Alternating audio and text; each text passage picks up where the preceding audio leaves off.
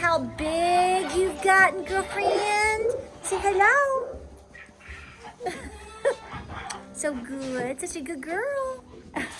Such a big, look how big you are. Yes, nursing off mama's done you good, boy. He's heavy. So I wanted to take a moment tonight to show you and update you on Graham and Sugar Cube. It's Sugar. This is Salt's babies. We've had a miraculous turnaround. I've posted about it, but I don't know if we've made any video content about it. So, you know, gosh, August the 1st, is that right? Yeah, is when these two babies were born, and Salt is their mama. She's a wonderful doe. She's a wonderful mama, but we've had trouble with her in the past because the way her udder and her teats are naturally designed. They're too big. And so a lot of times her babies have had trouble, latching on and being able to nurse. Well, I was very fortunate to have great weather. And so I was able to keep the babies with her, even though I had to milk her and bottle feed them 4 and 5 times a day. And we did that for several weeks, right? Well, then I started noticing that when I would come up here to do it, she was stripped. And then we started noticing that this little guy, yes, was nursing on his mama. We weren't sure about baby girl, the little white one right here. Her name is Sugar, like I told you. Sugar. Come here, Sugar. She's a stinker, too. She's a stinker. She started nursing, too. So I can tell you right now, for at least the last 2 to 3 weeks, I have not milked Mama Salt at all. These babies have been and still are fully nursing her. They're also eating hay and feed, grain, with Mama. So we still have them separate. They're next to the herd, but separated for safety. They're running around my legs right now. Hang on. Come here, Sugar. Oh, everybody wants to see you too. Everybody. But they are doing great. So it just took a little bit of time, a little bit of maturity, a lot of patience, and we kept working with them. And don't be jealous. Look at this. It's worked out great, y'all. They are doing so good. Look how big. So wonderful. So hey guys, welcome to Appalachia's Homestead. Welcome back to the channel. Welcome back to the farm. Oh my goodness. It is getting dark already. Can you believe this? Time is moving so fast. I hope you had a great weekend, guys. We are steadily pushing towards the middle of September now. And a lot of things are going on. But thank you for being here. I just wanted to update you for a few minutes on the 2 youngest goat babies that we have, and you have seen all about them if you watch our channel, especially with me having to milk the mama and to feed them and to give them bottles, and it was wonderful. So it's turned out to be fabulous because they've bonded to me and they love on me. They're not skittish. Mama's doing great. She's happy. They're nursing. She's healthy. I mean, it just really worked out super, super great. So we were very patient with that whole episode. As you know, like I said earlier in the clip, Salt had babies last November, and it got super, super cold. If you watched and were along for that crazy ride the first week of November, yeah, it was like 15 degrees a couple nights. It got crazy. And so she had babies, and when you have a situation where the babies are not nursing or the mama has rejected them, which she did not do, but for whatever reason, if the babies can't nurse, the last thing you want to do is to have them out in 15-degree weather and you're running back and forth trying to milk and feed. I mean, if you have to do it, you have to do it. But I usually take the babies to the house and then we just go from there. Well, since she had these babies in August the 1st, basically, it's been so warm, it was so hot, we just were able to keep them with her, and they were very nurtured, very loved, and it has just worked out great. So I wanted to update you on that. They're doing great. So those are our youngest babies, and gosh, they're cute. So listen, we'll make this short and sweet. I know you're like, whatever, Patara, you say that every time. It's never short and sweet. I know. Okay, so long story short, I don't know if you're seeing this yesterday into today. It's like all of a sudden the world is waking up to the fact that we are in a recession. You know what I argue about that.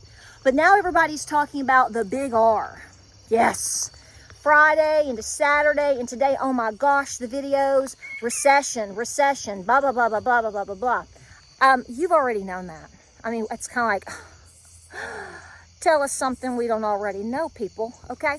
So clearly, you know that I think that if you absolutely take away all of the scams and all of the gimmicks, I actually believe that we are at a minimum on the cusp of an actual depression. And remember what we've talked about before. Use your own opinion and brain and discernment. But we've always talked about, at least over the last 2 to 3 years, that once they sort of start whispering to you that you might be in a recession, or my goodness, are we going to be in a recession? Are we on the edge of it?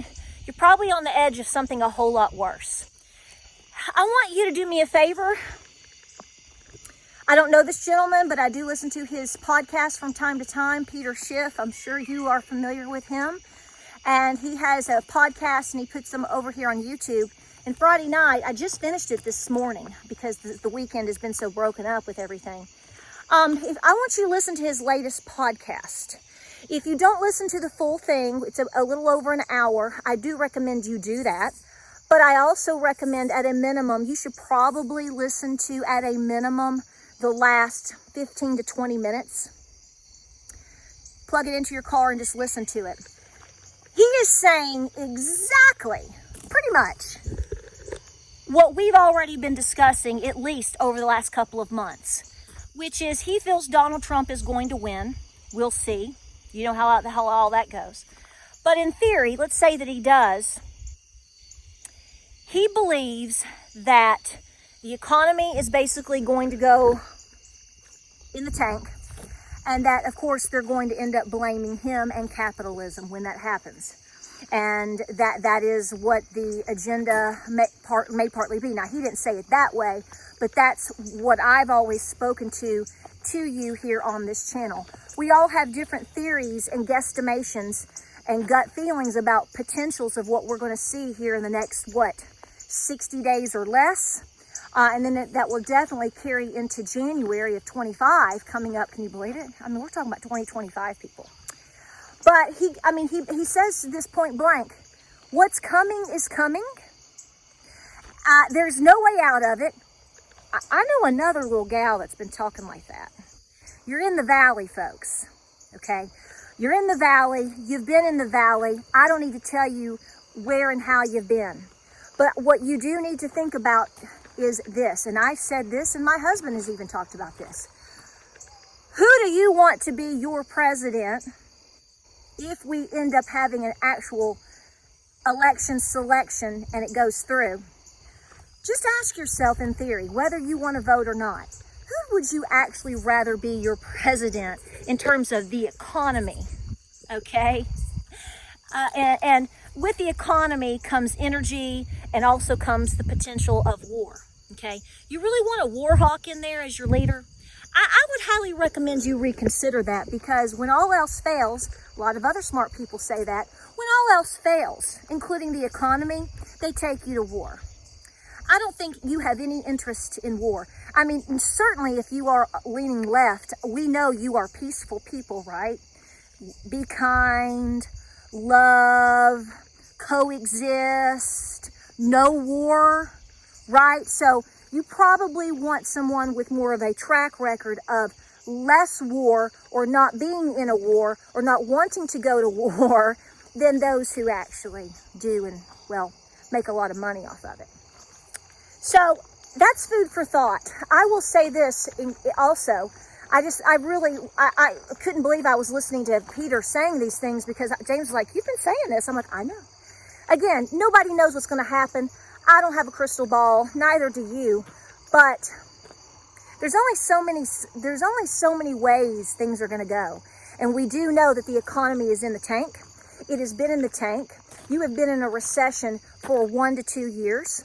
I remind you again and again that on this channel, if you type in my name and you type in the depression or a depression, however you want to type that in, you're going to come up with at least 23 different videos that I've made on this topic in different ways. I would highly recommend at this time, if you haven't already, and I know this crowd mostly has, You better be going through your preparations and everything with your home as quickly and as fast as you can, especially right now. You know, I've talked about in videos, you can do these things up till November. I really don't think in theory you have till November. I think you need to be prepared as much as you can yesterday. That's nothing new. I say that all the time. But every single day, like today, that was my goal. I went through things in my kitchen, clean some things, document some things, go through things. Be organized as best as you can. Not just because being organized de-stresses you, but being organized is going to show you where your holes are, okay? I'm going to keep saying this, and I'm going to say it quickly because I'm losing daylight. But guys, tomorrow morning, tomorrow is a new day. Tomorrow is a new week. And October is going to be here before you know it. If you're serious about what you feel in your mind and your heart and your gut in terms of the potentials that you could see, we could see any moment within the next 3 to 6 months, you will be going through and doing the best you can, making lists and talking to your spouse and counting everything twice. But folks, the bottom line is, I don't believe anybody can be prepared for actually what we possibly could go through. You need to be praying. You need to be tightening your circle. You need to be talking with your spouse and your children. I don't care how old your kids are. You use what language you feel you need to in order to talk things out. But I think at this time, it's probably wise for you to psychologically and emotionally and mentally prepare your children. I'm not talking a 2-year-old. I'm talking maybe, 8, 10, 12, and just briefly discuss the reality of we could be going into some hard times. We may have to cut some things out. I think a lot of you have already done this. I get it, and that's wonderful. But for the one or two out there that haven't, get on it. Just get on it. Starting tonight into tomorrow. Make every day count, folks. Make every move count. Guys, it's time for bed. Like, subscribe, and share. Hey, I cleaned my kitchen today. I did. Be proud of me. I'm like, don't touch anything, because I've got a cast iron video coming up. Believe it, because you're going to see it. Guys, I'll see you on the next video. Pray, prep, and be peaceful. Focus on what you need to focus on. God bless and Godspeed. Guys, hang in there, okay? We got this together. I'll see you on the next video.